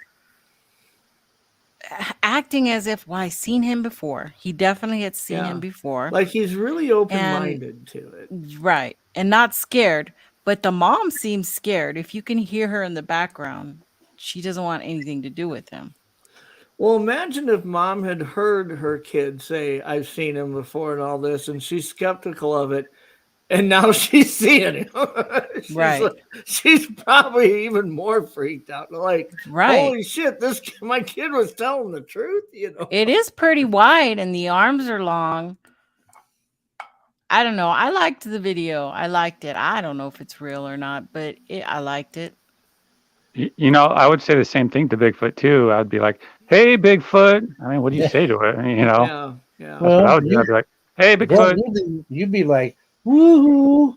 As the kid is yelling at it, it decides, to get out, to leave. Well, I mean, if we've learned anything in all the encounters and all the things that we hear people share, is that if it perceives you as a threat, it's going to leave, right? So, I mean, to Brent's point of view, if you were to see one and just sit down on a stump or sit down on the ground and just sit still and say, hey, I see you, what are you doing? Or, I'll keep your secret or whatever, if it could understand anything, would it just not be like, whoa, I've never had anybody react like that before, right? Well, I think the kid, if that's a Bigfoot, I think the kid has at least proved that Bigfoot itself is blurry. Because there you got a kid who's taking a video, and even the kid can't get anything better than a blurry video or a blurry Bigfoot, man. So the dog's reaction is interesting, and I'm not sure if the dog is getting a little nervous about the way mom is speaking, like it knows that mom's a position of authority, and now mom seems concerned about something, and that makes the dog unsettled. Or is the dog actually seeing this?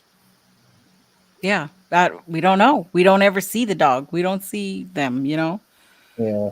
So, but I don't know. I like the way he says he's gonna come back down. Mom, watch. He's gonna come back down. He'll come back. Okay. I don't know. It could be be somebody, Josh and the kid, and the film is gone. It is gone. So they may have taken it down because they knew it was an uncle or something too, or it could be the other way. There are people coming asking him about it, and that could be. If they don't have an excuse or a reasonable explanation as to, well, we found out it was so and so. If their final answer on the backside of this experience is we still don't know, every time the phone rings, you probably don't even want to answer it, right? What are you going to tell them? I don't know. Yeah. I don't know. It is like in a little clearing right up through that mountain right there, though.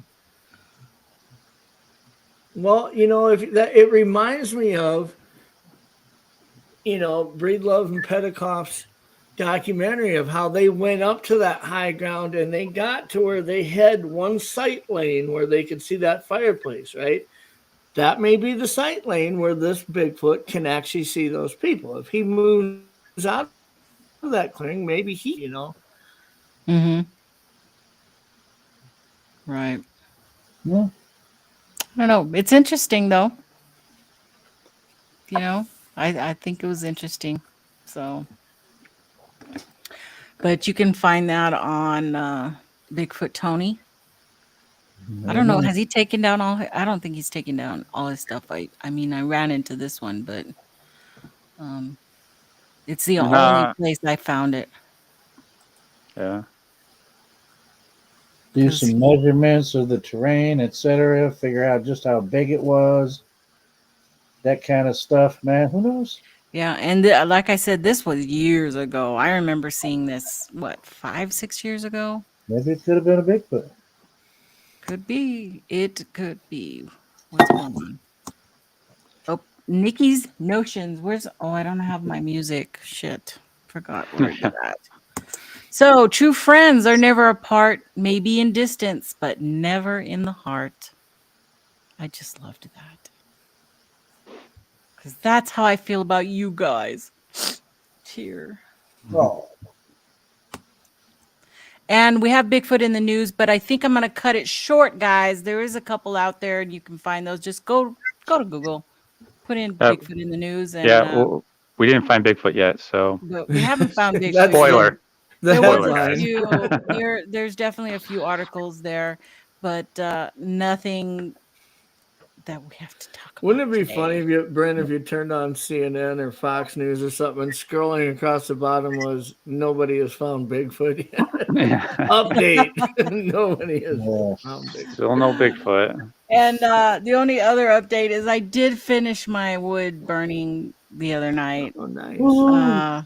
I just have to seal it up and stuff. But that only took since what, July? Was that when I started this? Jeez.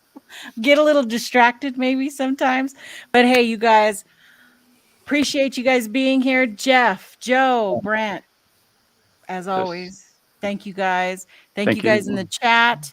If you have any questions, please hit me up at harrymanhoaxes@gmail.com and send me any more questions you would like to have answered for next week's show, and I will try to get those in for you. And as always, peace.